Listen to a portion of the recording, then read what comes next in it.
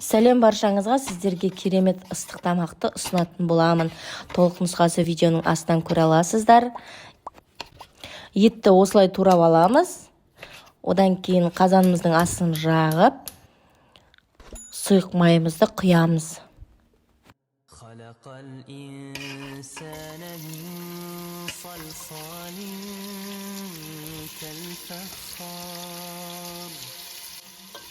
وخلق الجن من مارج من نار Пиязымызды ұсақтап турап аламыз. فبأي آلاء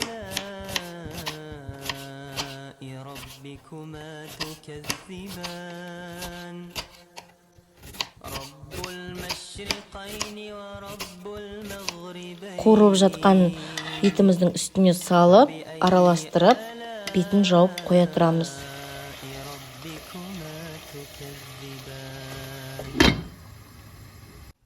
Сладкий перецімізді осылай ұсақтап турап аламыз. Оны да қазанымызға саламыз.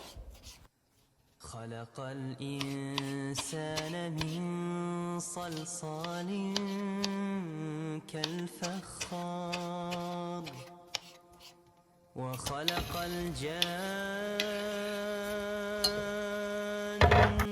من مارج من نار فبأي آلاء Екі помидорымызды төрт-піштілік турап қазанымызға саламыз.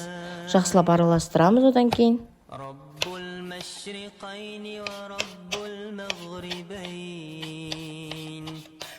فبأي آلاء ربكما تكذبان